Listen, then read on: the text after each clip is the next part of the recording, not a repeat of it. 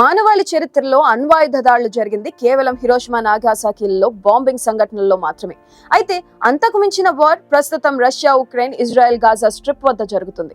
గతంలో సిరియాను అగ్రరాజ్యాలు తమ ఆయుధాలను పరీక్షించుకునేందుకు వేదికగా మార్చుకున్నాయి. గతంలో హిరోషిమా, నాగాసాకి నగరాలపై జరిగిన దాడి కన్నా పదింతలు ఎక్కువగా బాంబులు విసురుకున్నాయి. అయితే ఆనాటి అమెరికా అణుబాంబు మారణకాండకు నేటితో 79 ఏళ్ల గడిచిపోయాయి. యుద్ధం వల్ల ఇరు పక్షాలకు ధన నష్టం తప్పదు. 1 లేక 2 సంవత్సరాల్లో జరిగిన నష్టాన్ని పూడ్చుకోవచ్చు. అయితే అణ్వాయుధ దాడిలో బాంబు వేయబడిన ప్రాంతానికి దశాబ్దాల పాటు ఏకదాటిగా నష్టం జరుగుతూనే ఉంది. బాంబు పడిన 2-2.5 కిలోమీటర్ల పరిధిలో జన నష్టంతో పాటు భవంతులు, నిర్మాణాలు ఆ క్షణంలోనే ధ్వంసమవుతాయి. అంతేకాక ఆ ప్రదేశంలో వాతావరణం కలుషితమవుతుంది. భూమి విషపూరితమై మొక్కలు మొలవు, పంటలు పండవు. ప్రమాదానికి గురై బతికిన వారు అనేక ఆరోగ్య సమస్యలతో జీవోత్సవాలుగా జీవించాలి. సంతానోత్పత్తి జరగదు. ఒకవేళ పుట్టినా అనేక ఆరోగ్య సమస్యలు, అంగవైకల్యంతో పుడతారు. శాంతి రాజకీయాలను ప్రోత్సహించడానికి, హిరోషిమాపై బాంబు దాడి ప్రభావాలపై అవగాహన కల్పించడానికి ప్రతి సంవత్సరం ఆగస్టు 6న హిరోషిమా డే జరుపుకుంటారు. ఆగస్టు 6, 1945న హిరోషిమా నగరంపై అణుబాంబు పడింది. ఆ రోజు జపాన్పై అమెరికా అణుబాంబు ప్రయోగానికి తెగించింది. విచిత్రం ఏంటంటే అదే అమెరికా ఇప్పుడు జపాన్ తమ మిత్రదేశం అని చెబుతుంది. జపాన్ పై నిత్యం కాలు దువ్వే చైనా దాడికి దిగితే అమెరికా అడ్డుకుంటుంది. హిరోషిమా, నాగాసాకి నగరాలపై అణుబాంబు పేలుడుతో తక్షణమే వేలాది మంది ప్రాణాలు గాల్లో కలిసిపోయాయి. ఈ విషయం తెలిసిన ఈ రోజున అనేక దేశాలు యుద్ధోత్సాహంతో దూసుకుపోతున్నాయి. అవసరమైతే అణుబాంబుల ప్రయోగానికి సిద్ధం అంటున్నాయి. వేల సంఖ్యలో అణుబాంబులు గోడౌన్లో భద్రపరుచుకుంటున్నాయి. మీకు తెలుసా, ఈ భూమండలాన్ని 4-5 సార్లు భస్మీపటలం చేసే స్థాయిలో ఇప్పుడు అణుబాంబులు రెడీగా ఉన్నాయి. ఇప్పటికే చాలా దేశాలు అణుబాంబులను కలిగి ఉన్నాయి. ఆగస్టు 6న బాంబ్ డే జరుపుకోవడం ద్వారా ఆనాటి ఘటనను గుర్తు చేయడం జరుగుతుంది. తద్వారా అణుబాంబులపై మోజు తగ్గుతుందని చెబుతున్నారు. ఈ రోజు సందర్భంగా జపాన్లోని హిరోషిమా పీస్ మెమోరియల్ మ్యూజియాన్ని జనం పెద్ద సంఖ్యలో సందర్శిస్తారు. ఈ సందర్భంగా అసలు ఆ రోజు ఏం జరిగిందో తెలుసుకోవడం ప్రతి ఒక్కరికి ఓ అవసరం అంటున్నారు మేధావులు. ఈ తరానికి ఆనాటి ఘటనను వివరించడం ద్వారా అణు యుద్ధాన్ని నివారించేందుకు వీలుంటుందని వారు భావిస్తున్నారు. అయితే అసలు ఆ రోజు ఏం జరిగిందో ఇప్పుడు చూద్దాం. 1945లో రెండవ ప్రపంచ యుద్ధం చివరి దశలో అమెరికా జపాన్ నగరాలైన హిరోషిమా, నాగాసాకిలపై 2 అణుబాంబు దాడులు చేసింది. 1945 ఆగస్టు 6, 9 తేదీల్లో జరిగిన ఈ దాడుల్లో కనీసం 1,29,000 మంది మరణించారు. ఈ దాడులు చేసే ముందు అమెరికా, యునైటెడ్ కింగ్డమ్ మద్దతు తీసుకుంది. యుద్ధం చివరి ఏడాదిలో అమెరికా మిత్ర రాజ్యాలు జపాన్ను ఆక్రమించుకునేందుకు సిద్ధపడ్డాయి. దీనికి ముందు అమెరికా సాంప్రదాయక బాంబు దాడులు చేసి 67 జపాన్ నగరాలను ధ్వంసం చేసింది. 1945 మే 8న హిట్లర్ ఆత్మహత్య చేసుకున్న కొద్ది రోజులకు జర్మనీ లొంగబాటు ఒప్పందంపై సంతకం చేయడంతో ఐరోపాలో యుద్ధం ముగిసింది.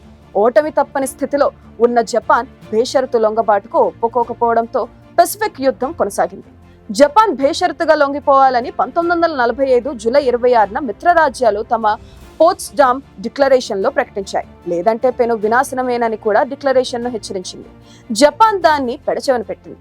1945 ఆగస్టు నాటికి మాన్హాటన్ ప్రాజెక్ట్ 2 రకాల అణుబాంబులు తయారు చేసింది.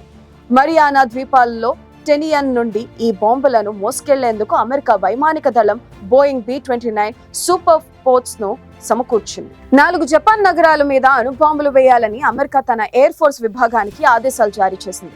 ప్రపంచంలో మొదటిసారిగా మానవులు మనుషులపై ఇంత ఘోరమైన ఆయుధాన్ని ఉపయోగించారు. 31,000 అడుగుల ఎత్తు నుండి సరిగ్గా ఉదయం 8:15 లిటిల్ బాయ్ అనే అణుబాంబును హిరోషిమాపై ఓ విమానం ద్వారా జారవిడిచారు.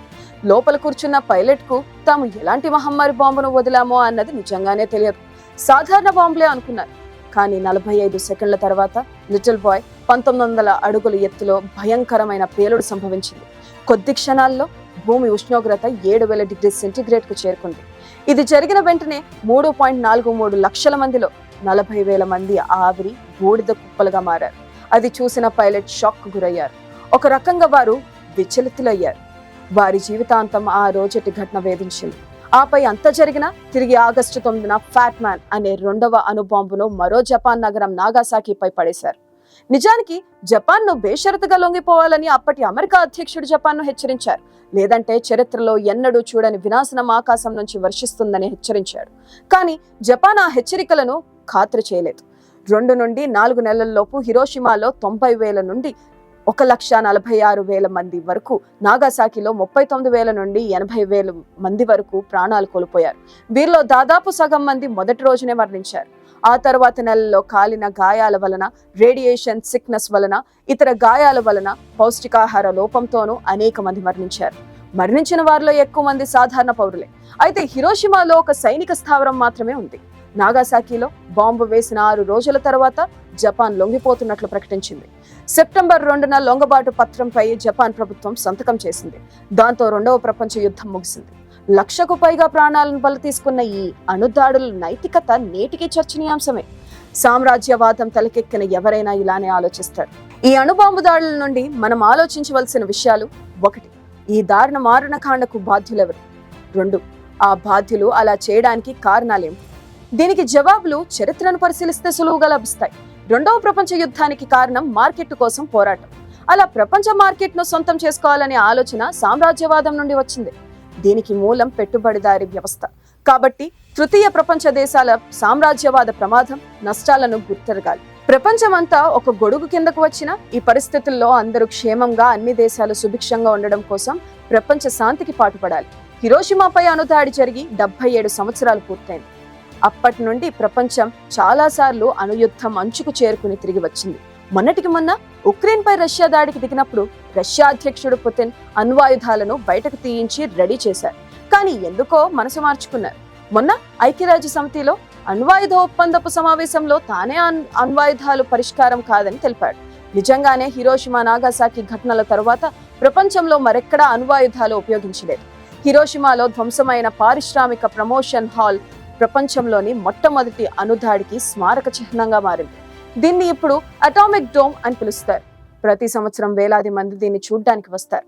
జీవితం దాని గమనాన్ని అదే కనుగొంటుందని చెప్పడానికి ప్రపంచంలో హిరోషిమా నగరం కంటే మెరుగైన ఉదాహరణ మరొకటి లేదు. అణుబాంబుతో చారిత్రాత్మక విధ్వంసాన్ని చవిచూసిన కేవలం 4 సంవత్సరాల్లో నగరం మళ్లీ ఉత్తేజితం కావడం ప్రారంభించింది. ఈ రోజు ప్రతి సంవత్సరం వేలాది మంది ప్రజలు హిరోషిమా చేరుకుంటారు. అణ్వాయుధాలు లేని ప్రపంచాన్ని సృష్టించాలనేది వారందరి కల.